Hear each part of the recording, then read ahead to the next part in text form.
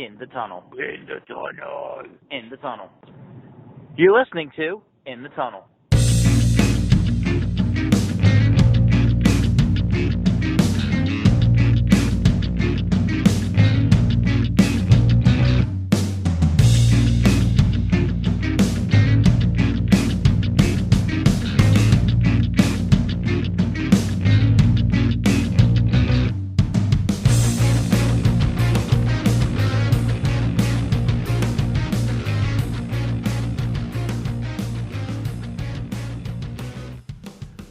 Hello, everybody, and welcome back to In the Tunnel. I'm Jeremy. And I'm Sean. And we are bringing to you a remote holiday episode. A little shorter than most of the episodes we do, but due to technical difficulties, we're going to do the best that we can. We are not going to do video broadcast on this one. We're just bringing you straight old style. And let's get into it because it's late Friday night and... Well, after a long work week, let's just be honest, there's not a lot of desire to go 2 hours with this or even an hour and a half. Yeah, so let's jump straight into it. Yep. I thought a good end of the year thing, as this is most likely our last podcast for the year, would be to do a season roundup for like the currently ongoing major sports and who's performing well, who isn't, kind of thing. Yeah. All right. So, well, why don't we go through with your list? I know that I came up with a bit of a list, but let's see who you have on yours. All right. So I just first I figured let's go through like who's performing really well across. We'll start with hockey. And our points leader right now is Mikko Rantanen.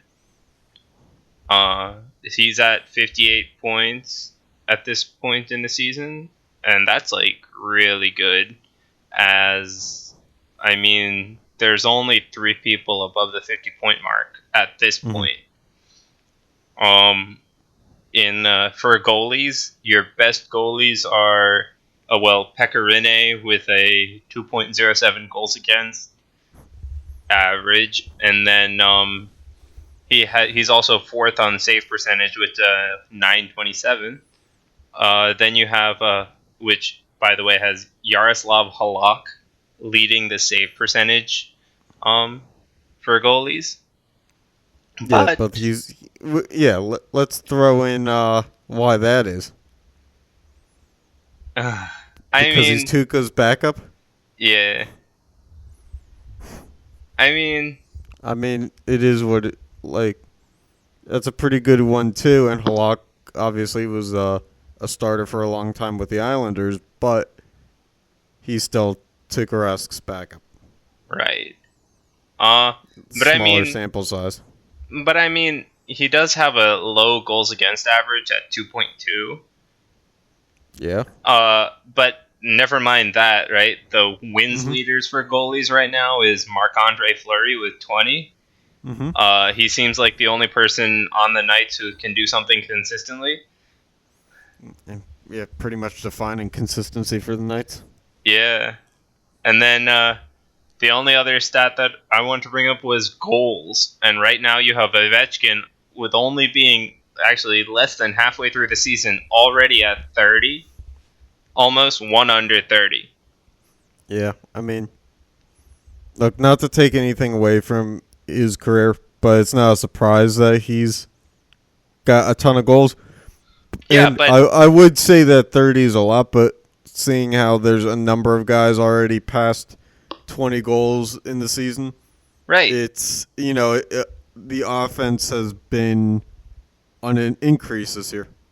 Yeah, I mean, like, though, there are years where nobody gets close to 50, and, like, you already have him and Skinner, 25. Skinner has 25, right?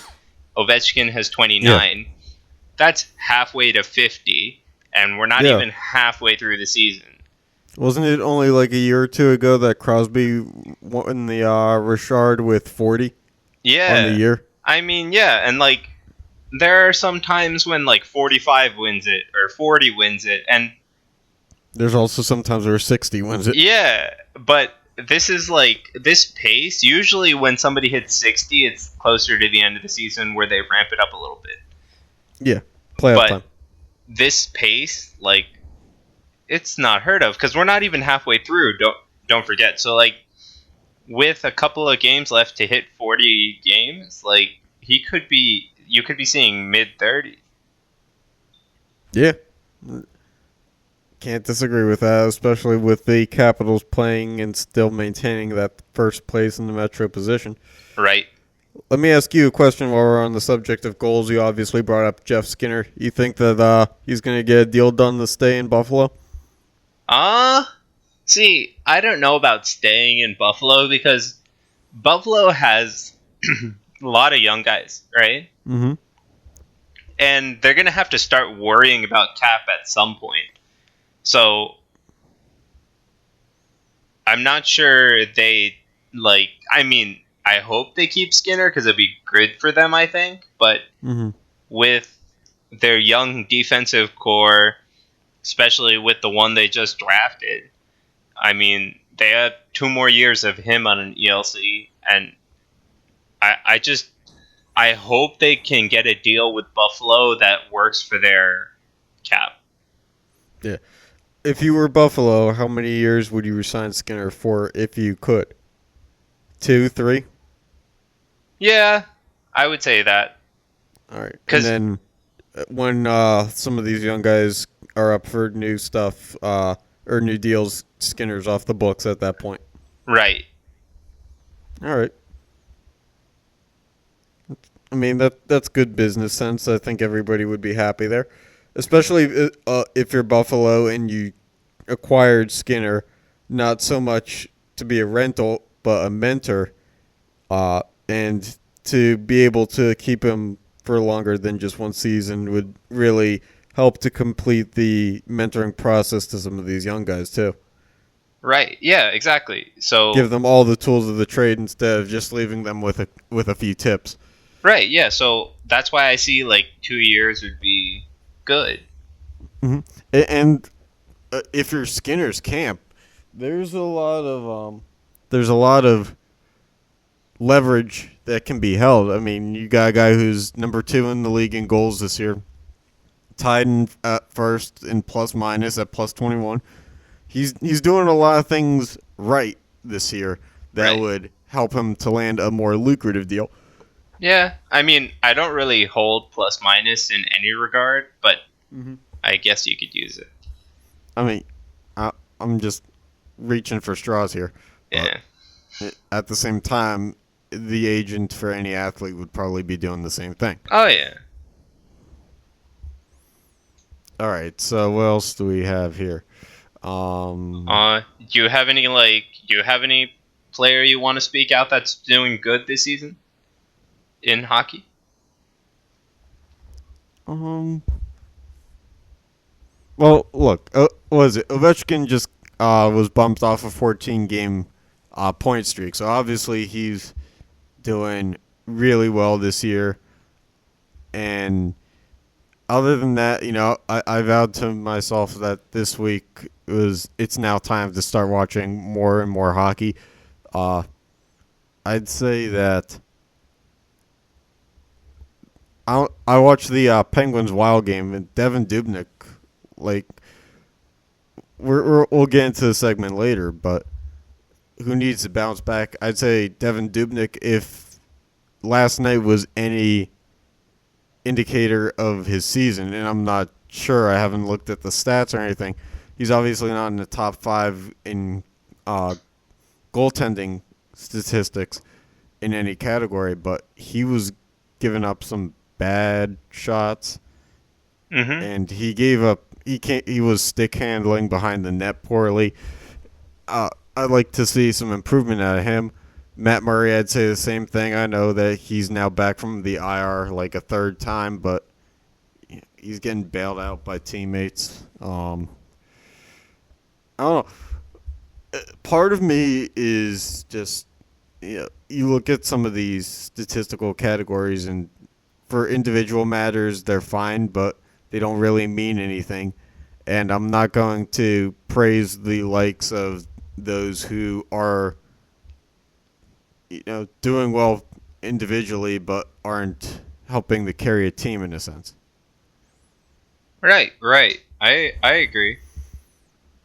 That being said, Flyers news, just a random pop in.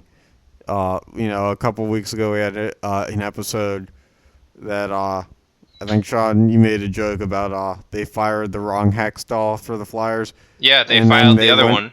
Yeah, 2 for the price of 1. So yeah, they fired the correct one this time. Exactly. In my opinion, it was like a mail-in rebate. You get the discount later. Oh God! So did you see the news that came out that was quickly shot down about Quenneville coaching the Flyers? I did not. Why don't you inform me as to what that was? No, it's like some couple of news agencies came out with Quenneville set to coach the Flyers, and then immediately the Flyers said no, and then immediately Quenneville said no. Wait, isn't Quenneville like one of the most winning coaches in NHL history? Definitely in Blackhawks history, so probably. Okay, so right then and there, not a good fit for the Flyers because, the Flyers, they're one of the teams that aren't as consistent as they'd like to be. Even when they're at their best, the next year they kind of slip. Mm-hmm. I don't know. It's not an appealing job in that sense to someone with a high pedigree like Quenneville was. Yeah, I agree. Yeah. So in terms of end of the year stats in hockey, I don't really have too much. Yeah. I'm Any sure underperformers you want to start talking about, or? I'm sure I'd love to see Crosby higher up on the list in points, but the fact of the matter is I'm pretty sure in the top 10.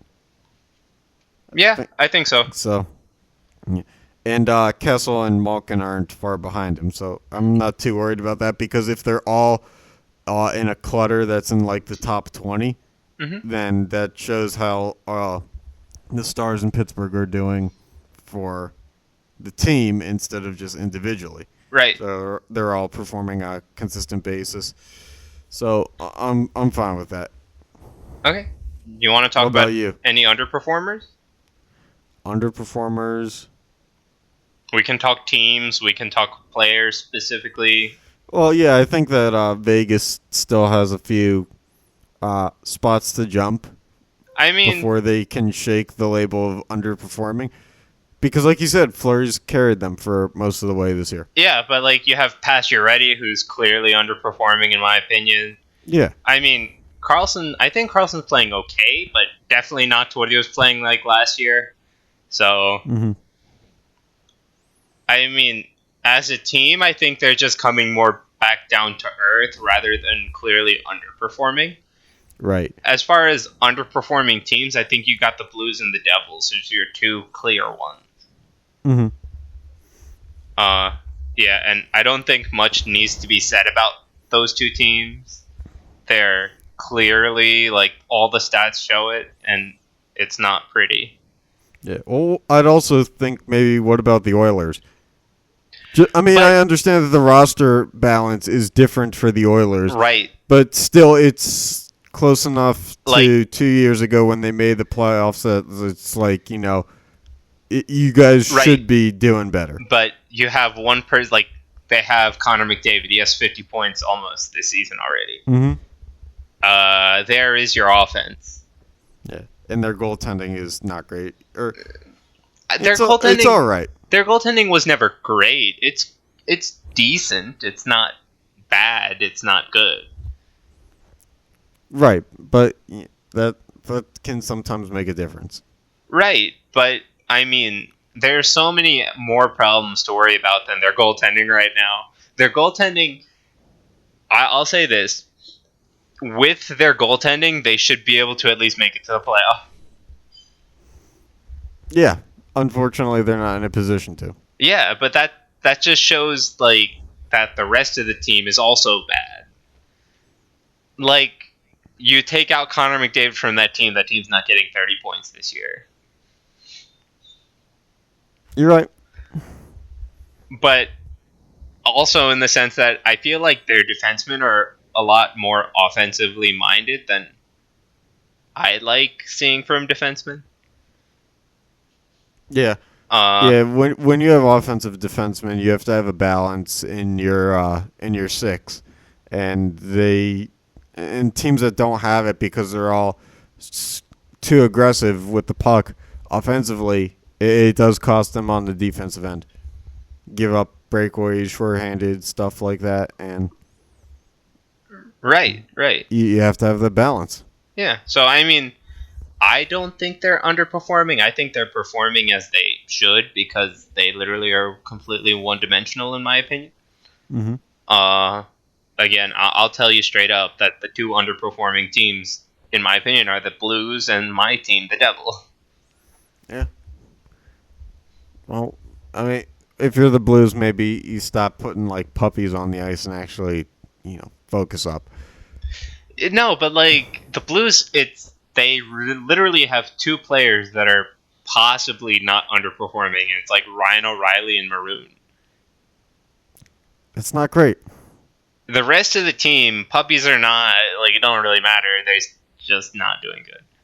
Yeah. I don't know.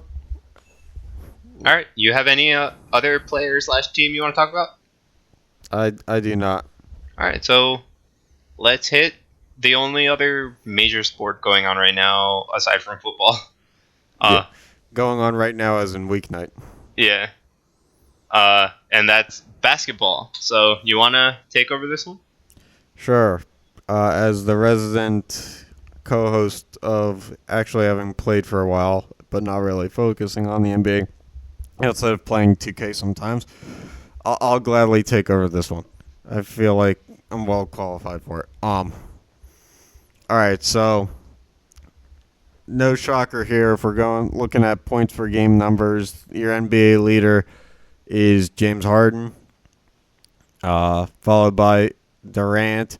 James Harden about 32 points per game, and Durant's sitting around 29. In terms of assists, Russell Westbrook and Kyle Lowry both averaging 10-plus assists per game. Let's see. Field goal percentage, Rudy Gobert. I mean, you can just look at a bunch of centers. If we're looking at field goal percentage, it doesn't really... Right. It's one of those stats I like. In fact, the top 5 are all centers. Mm-hmm. Defensively, Andre Drummond is averaging 15.5 rebounds per game, followed by DeAndre Jordan, 14. From blocks, Miles Turner, 2.84. Damn, that's a lot. 2.84 blocks per game. Anthony Davis, 2.79. Block numbers seem to be a little high this year. So I mean, there's pretty big difference in number 1 having 2.84 and number 5 having a 2.03. It is, but at the same time, I feel like as the season pans out, you won't see those numbers close to 3 or anything anymore. Right. And then steals, Russell Westbrook, 2.68 steals per game. And how crazy is this? Just look at the top 5. You have 2 players from the Thunder and 2 players from the Rockets in the top 5 for steals per game. Yep. That's pretty damn crazy. Yeah, especially because steals in itself, in comparison to turnovers, steals are harder to come by. Right. Because not all turnovers become steals, but to think that you're averaging when you play Oklahoma City about 6, if we're rounding up 6 steals per game, if you're playing 5 steals per game if you're playing the Rockets, that's something to game plan for. Yeah, from a statistics standpoint, yeah. I mean, but that's what the NBA is. Mm-hmm. Let's say what it is. The NBA is a stats-centered league. It's a players-centered league.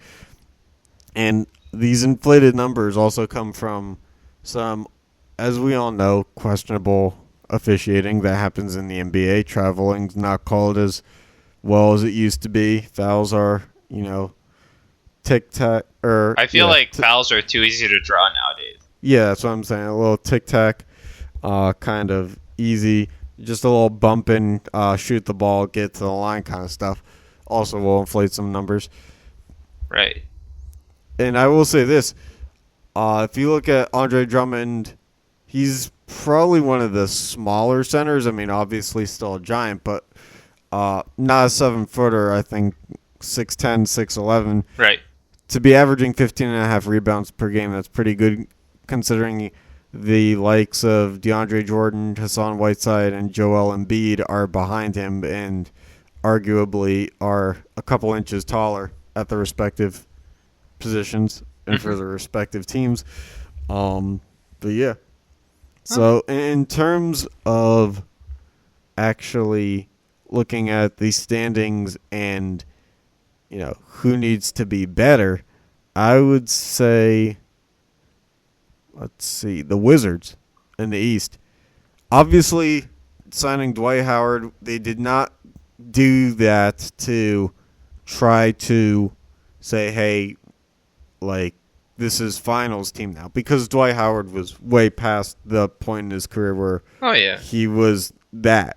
But at the same time, they do have 2 all-star guards, but they don't get along together. They just traded Austin Rivers and Kelly Oubre to the Suns for scraps. For Trevor Ariza. I'm sorry, not scraps. He's making $15 million on a 1-year contract. But he'll be their small forward. But for the roster that they had before they made the trade, they probably should have been in a playoff picture instead of the 11th seed in the East. I mean, I think it's still quite early in the season, right? They've only played third. Actually, they've played 32 games. Holy crap. Yeah, but they're also 8 games under 500. Yeah. And 2 games under 500 will get you into the playoffs. As of now, I mean, in the East, but the East is completely... So to be 6 games out of it. Yeah. I mean, the East is weird though because 2 games is, I mean, it's in and out of the playoffs, right? Because kind of, but if the other thing I'll say is the Wizards are surrounded by teams that are rebuilding. The Bulls, Hawks, Cavs, Knicks. If you want to call the Knicks a rebuilding team, the Knicks will never admit that they are rebuilding, but the fact that they're keeping first-round picks now would suggest that they are. And the Nets. They're surrounded by teams that aren't trying to be good anymore. I mean, they're trying to get better in a strategic long-term approach, whereas the Wizards, they're trying to compete now. Yeah, I mean, I'll agree with that. And then on the West Coast, let's see, the Jazz. I mean, Jazz and Pelicans. They're both need to get better. Just out of a playoff spot, but they are, and that's how tight the West is. Yeah. But from like you said, they've played around 32 games in their season already. Yeah, it's getting tougher. And it is only going to keep getting tougher. So the fact that 3 teams in the Jazz, Pelicans, and Timberwolves, I'm not making any excuses for the Timberwolves either because they traded away Jimmy Butler, but it's not like they don't have pieces. Like they have Wiggins, they have Towns, they have a seemingly rejuvenated Derrick Rose. I'm not making excuses for them that they should be the 14th seed in the West. And again, like you said, it's a very close West because everybody is in it outside of the Suns who are 8-24. Yeah, literally. But as time goes on, you're going to have to make a push. And some of these teams that were in the playoffs last year, it's easier to make a push now while everybody's still only got kind of one eye open than it's going to be in March and April when everybody's, gunning for the same spots. Yeah, but I mean, because in the East, you have 4 teams that are basically out of it, which are the Knicks, Cavs, Hawks, and Bulls, right? Mm-hmm. Whereas in the West, you have the Suns at 8-24. Every other team is like 2 or 3 games out of a playoff spot. And what's crazy about this is that the Suns are on a 4-game winning streak. Yeah, that's a bit of a problem. Yeah. So let's look at the comedic thing of this here. The Suns are on a 4-game winning streak. The Nets are on a 7-game winning streak. Right, because they are and these are two teams that are like, well, this is not supposed to happen for either of them. You notice I kept the Nets in the picture when I mentioned the East. Well, yeah, but it's because you asked it. Yeah. Like, statistically speaking. Yeah. They're 7-3 in their last 10. They're 8-8 in away games. Which is, I mean, they had a pretty damn good start to the season, too. They did, and then they lost arguably their best player to injury, too. Yeah. So, I mean, they're definitely, I think the Nets are overachieving at this point, which is good for them, but how much can they keep this up? It's hard to tell because it all comes down to what kind of picks in the upcoming drafts the Nets have.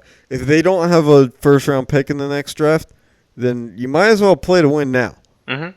Because if you're not playing for a first-round pick, or like if you have another team's first-round pick, it doesn't come down to how you performed. So right.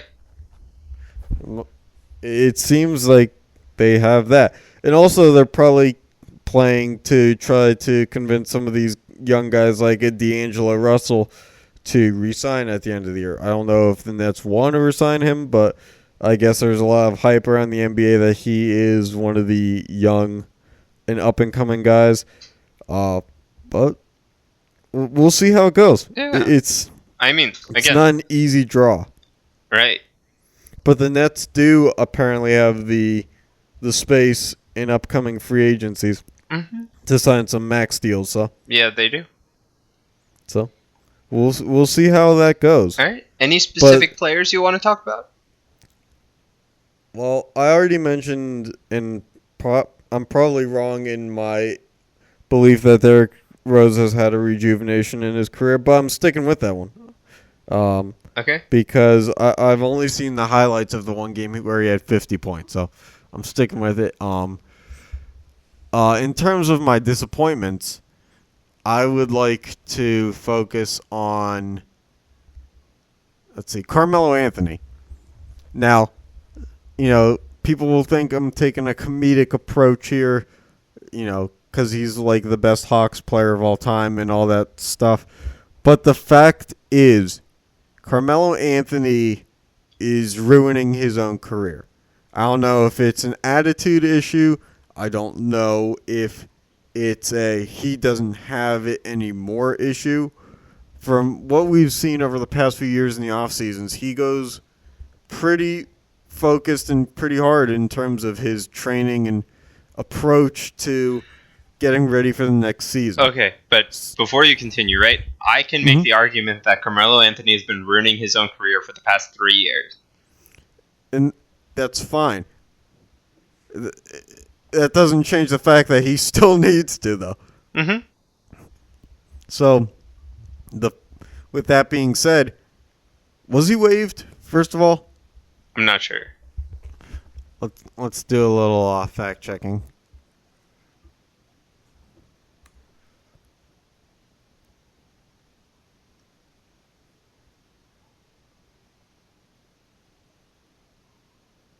I guess he's still on the Rockets. Let's see. Yeah. This makes for great radio. Yeah. I mean, I don't see any news, so. All right. So, but the fact is, there was also rumors for a while, and still is rumors, that he was going to get waived. So, he's on the cusp of getting kicked off the team, and he's also, and I think that's a good analogy for the fact that he's on the cusp of getting his career kicked to the curb, because unless things change, and unless he starts to accept a role other than superstar, which it seems like he's slowly getting into with the Rockets, but until he fully commits and fully acknowledges that his time in the spotlight has finished, his career cannot end on his terms. He's going to get released, or he's going to get traded and waived, and he's going to end up being like Amari Stoudemire and just kind of like fade into the distance. So, if that's my first bounce back candidate, I wouldn't say want him to bounce back. I'd say he needs to for his sake. And my other one for the NBA, Brandon Ingram, Lakers forward. So you're on the same roster as LeBron and you're a young guy. And I get that LeBron kind of like takes the spot in the lineup. He takes the spotlight.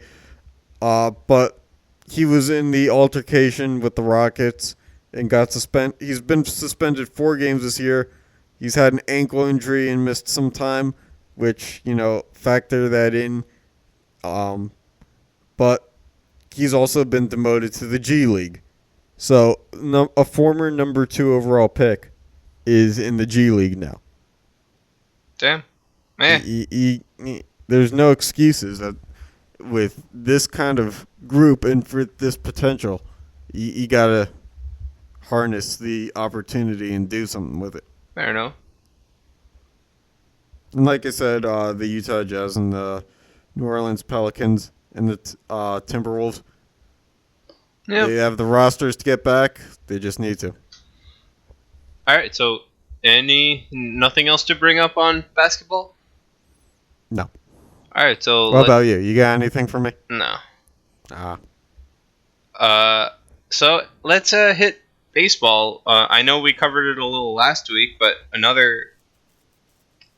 some more things have gone on. The one thing that we do want to cover is today the Dodgers and Reds made a trade.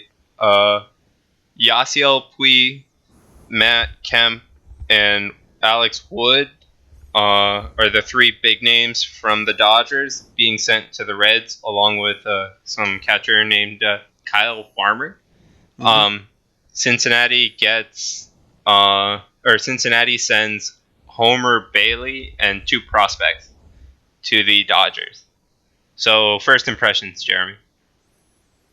I can't believe that this deal actually gets approved by the league, first of all, because one team is sending one pitcher in Homer Bailey, who's kind of like, if at best is at the back end of his prime, and was never arguably an all-star pitcher. I mean, he might have made an appearance or 2. I'm not going to take the time to look into it, but he was never like the number 1 guy in Cincinnati. Right. And for him to be sent with 2 prospects over to the Dodgers for 3 MLB roster players, and I don't know, Kyle Farmer is probably a fringe guy who gets optioned a lot.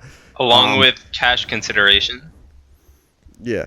That's an interesting deal. It seems kind of lopsided, and we talked before the show, and I said to you that this doesn't seem like the deal that the Dodgers normally make. They're normally the guys that go out and get the big names. They got Machado, they got Brian Dozier on rentals in the past year's trade deadline.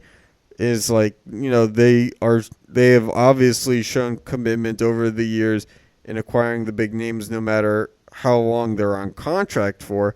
And for this to happen, I'm not really sure why it happened. Because it seems like you're kind of taking away from the roster that you had. So I think it's more of a money thing over anything else. I guess, but it's the question of who are they. It's not like why all are this they saving the money? No, I'm saying, what for the Dodgers does this clear enough cap for who to Bryce sign Harper? Who? You really think that the combination of Matt Kemp, who has been traded to like 5 teams over the past 4 years, and Yasiel Puig is enough for Bryce Harper? Hello, those 3. I mean, I think Puig and Wood have to go through arbitration for their salaries next year or something.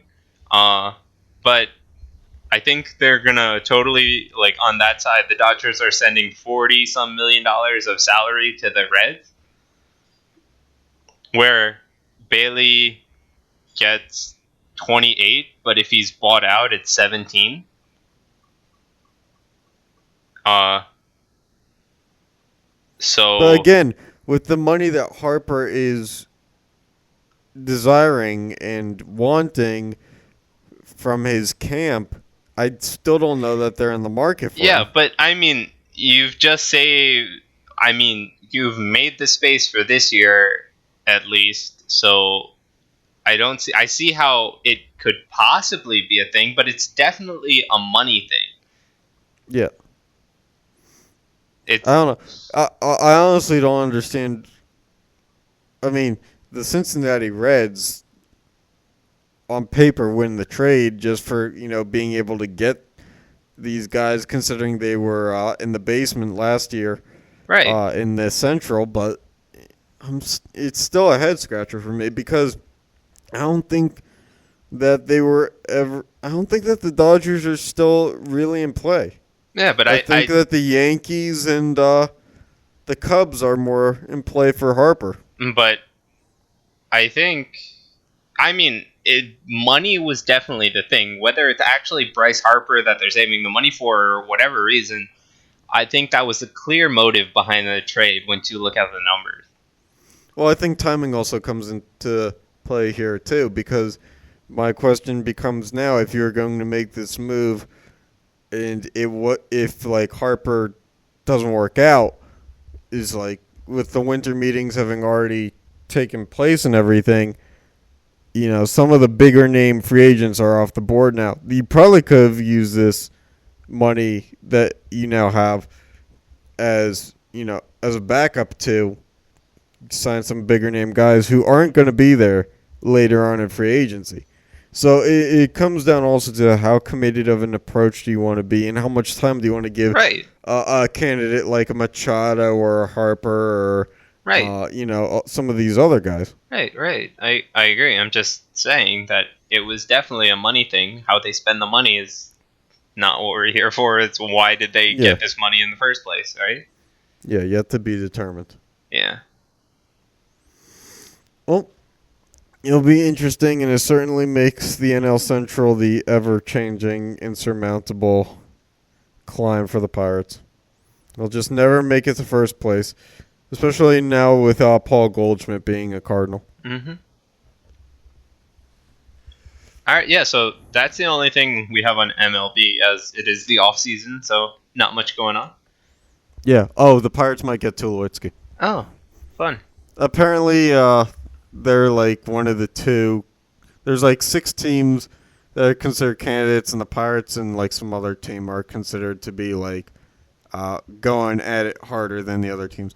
Oh. So yeah, coming soon to the banks of the Three Rivers in ambulance because Tulowitzki might get hurt again. Well, we'll see. Yay! All right, I love stories that come to an end with such a high note.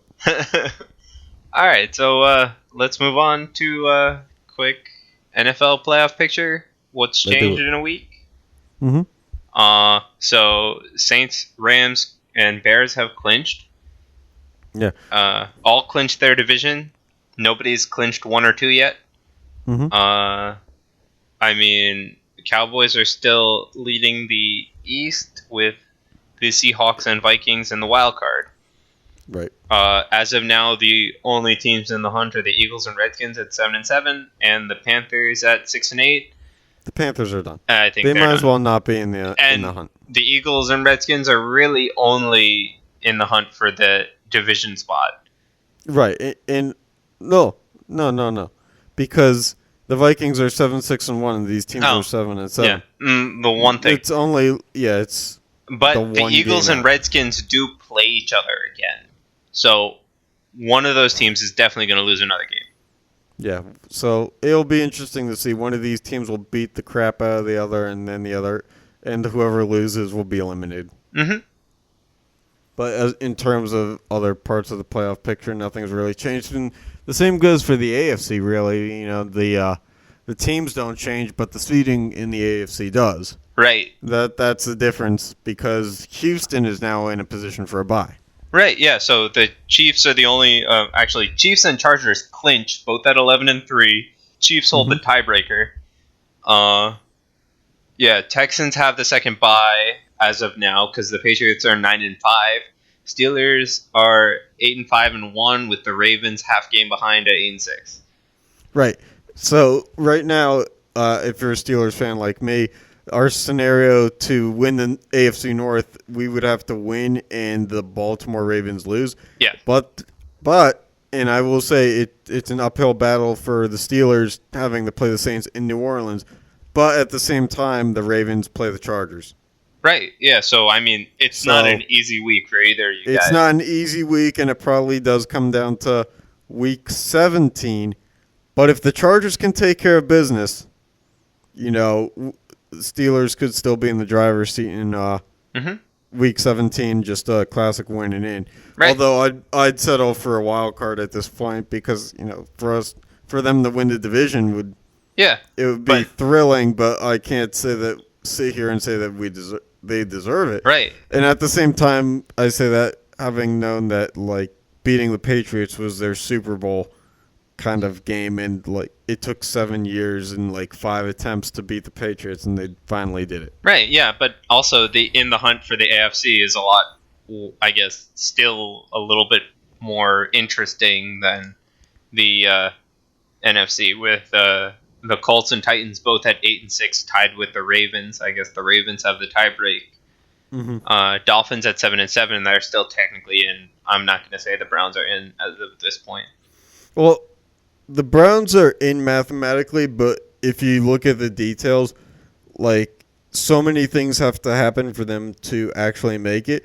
Don't the Ravens have to the Ravens, Colts, and Titans have to basically lose out? Yeah, and they need a team to actually tie. Right. Not a loss. They need a tie out of a team. Right. So right then and there, if it was week 3 and we after the third tie of the season and we were then it's maybe we could sit here and say that's going to happen. It's probably not going to happen. No. Not at this point in the season where fatigue sets in and body health sets in. Right. It's just this is the time of year where stronger teams just win without it going to overtime. Yep. So I hate to say this, even if the Browns win this week, they'll probably get eliminated. Yeah, I mean, again, I don't consider them in the picture. They're barely in mathematically. But I mean, it's still pretty interesting with 2 teams having the same, 3 teams having the same record, which is the lowest seeds record, right? 8-6. I mean, I will say it won't mean anything come playoff time. But right now, the fact that the Patriots have yet to clinch the division, because if they lose out and the Dolphins win out, then I guess the Dolphins would win it. But the fact of the matter is this is the first time in a long, long time where the Patriots this late in the season haven't clinched the division. Right. They normally have it wrapped up by November. So it's definitely interesting. Yeah. I mean, I like it. It's making a good parody this year. And it makes for a competitive balance a little bit more. So, I mean, that's all I got. What about you? Yeah, that's it for me. All right. Nice, short, and sweet episode. Yeah. Have a good one. All right. Happy holidays.